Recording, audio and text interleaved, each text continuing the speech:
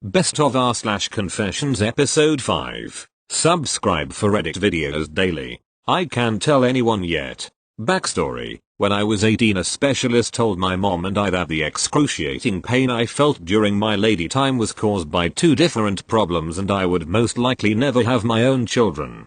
This broke my heart as I always knew I wanted kids. I later decided that I would be okay if I could adopt, which is crazy expensive. Fast forward a many years, now I have helped raise lots of other people's children. I had two stepkids whom I loved with all my heart, raised them after their mother passed. When I chose to leave their father for years of abuse, endured so I could make sure they were safe, they quit speaking to me, shattered my heart and almost my soul. Again fast forward, it has been almost 4 years of a long road to recovery from the abuse, riddled with anxiety and CPTSD.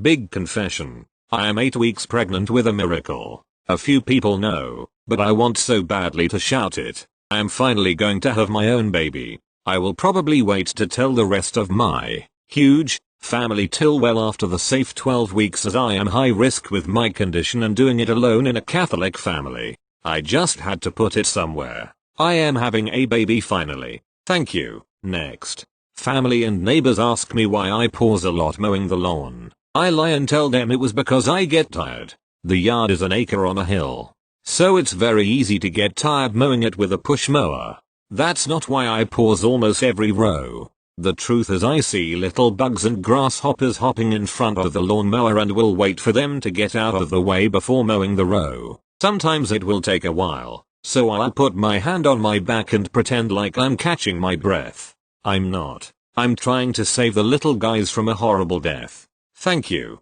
Next. I secretly slip money in my mom's purse. My mom is a very hard-working woman and although she gets paid very well, she never has enough money to make it after she gets done paying bills and catering to my dad. Not to mention her work is an hour away and sometimes she gets called back in. That's a lot of gas money. So, even though I am a server and barely make anything, I take what I have and slip it in her purse while she's sleeping at night. I know whenever she goes to count how much money she has to make it through the week and sees what I've added, it takes a bunch of stress off of her chest. I know she knows I do it. The whole idea is my dad doesn't.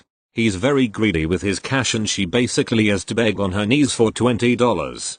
And he gets mad whenever I'm unable to give him my payment for my car, which is already bought, in full. But I just know it's helping out the woman who loves me the most. Thank you. Next.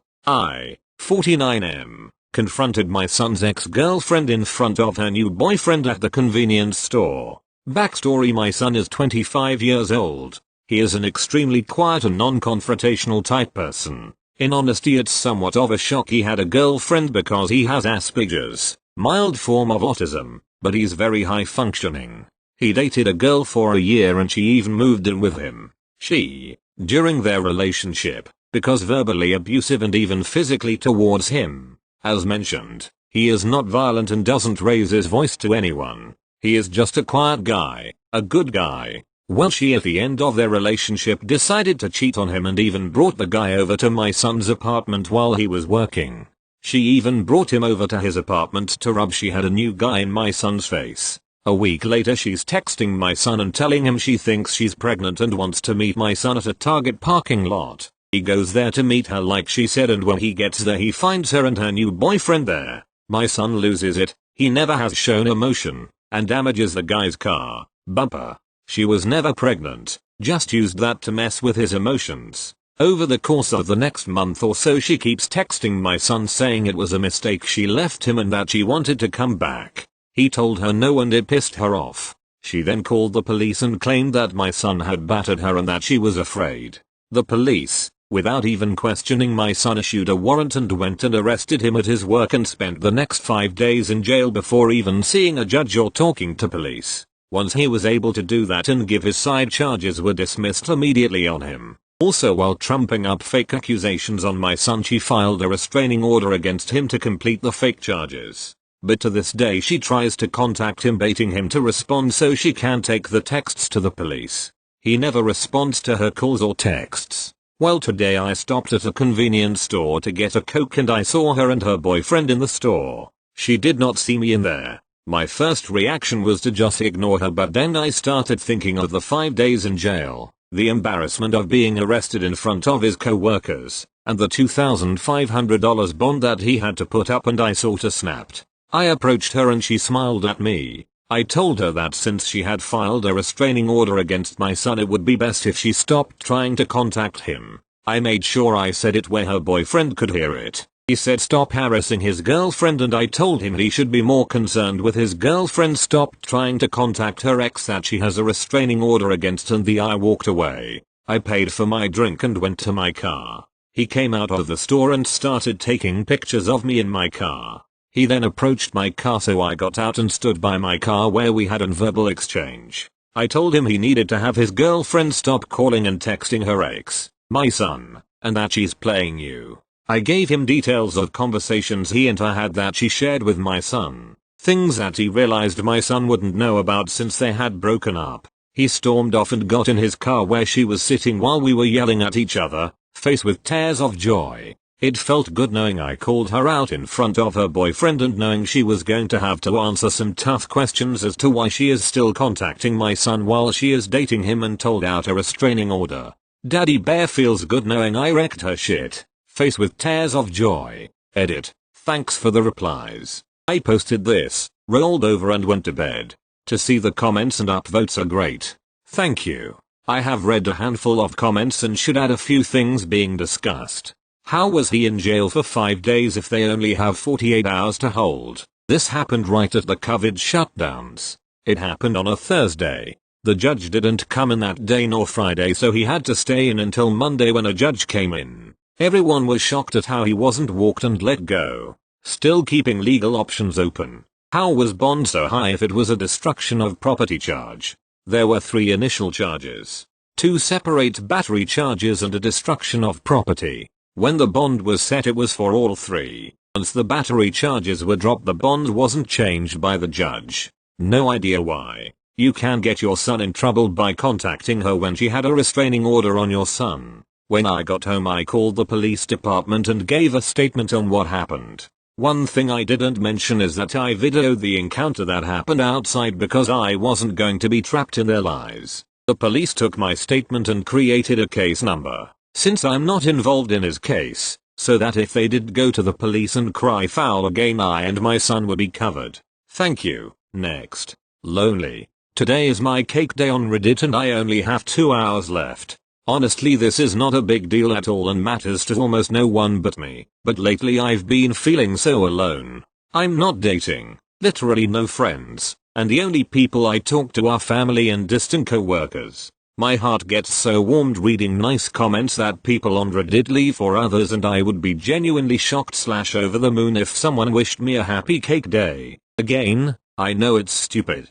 Just the mindset of an anxious / slightly depressed and lonely nobody on the internet. Slightly frowning face. Thank you. Next. Embarrassing confession. One day, when I was 14, I went to the bathroom to take a shit. It was what felt and smelled like a regular shit, until I was pushing out that last turd. For some reason, I couldn't push it out of my body, no matter how much force I put into it. I should mention that I had a bad habit as a kid of spending way too much time sitting on the toilet looking at my phone, a habit which my mother disdained.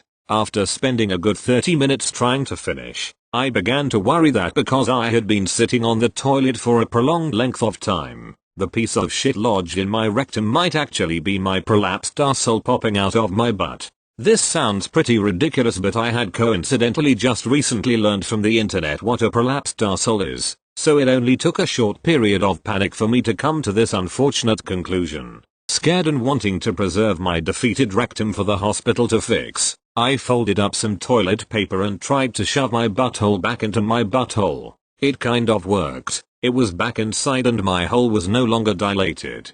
Interestingly, there was nothing on the toilet paper after I did this, so it further entertained my belief that it was not a piece of shit but actually my flesh that was poking out. Once I was out of the bathroom, I was completely unable to relax my rectum. It felt like if I relaxed it, it would all come falling out immediately. I was pretty terrified at this point, fearing that my butthole was ruined and that I would need to get surgery to repair it. After a couple of hours of desperate googling, I worked up the courage to tell my mom what happened and to ask her for help with my broken ass. I went to her room, woke her up, and told her that my butthole was falling out of my butt. Mom simply told me, "I told you not to be in there for so long. I knew this would happen. Put some Vaseline on it," and went back to sleep. My mother's loving words did little to assuage my despair. I felt like a shell of a person for the whole day, having to keep my ass clenched for hours, unable to even sit comfortably. Finally, I couldn't take it anymore, so I said fuck it, and decided to go relax my ass on the toilet. If it was already prolapsed, I figured I might as well let it be prolapsed. So I went to the bathroom, sat down, and pushed. I did this in tears thinking that I would have a little ball sack hanging out of my butthole when I was done. A couple minutes later, I emerged from the bathroom with a regular butthole and empty bowels. Turns out that it was actually a hard piece of shit that was lodged in my anus all day, waiting right at the gates of my ass, which is what caused the discomfort. So now I spend a maximum of 5 minutes in the bathroom, for my own sanity. TL. Doctor, I thought I shit my rectum out. Tried to shove it back up my ass, turns out it was just shit and I just shoved shit back up my ass. Thank you. Next. I used to wait until my roommate was almost done having sex to take a shower right before she wanted to. So my roommate, my sophomore year of college, broke up with her boyfriend she'd had since 9th grade, and went on a bang spree. She started banging her way through the frat. She was a little sister too. When she had sex, she was very vocal, no shame, but it would be annoying when I was trying to study or sleep. She had a habit of showering right after sex, every time, and we shared a bathroom. I was getting annoyed at all the random guys in loud sex, so I would wait until she was about to come, or pretend to IDK, and jump in the shower myself and take an extra long shower. I have since then tried to become less passive aggressive. Also, she got chlamydia once and one of the randos and I, and my other roomies, would start to clap when she walked into a room. That one I feel a little bad about.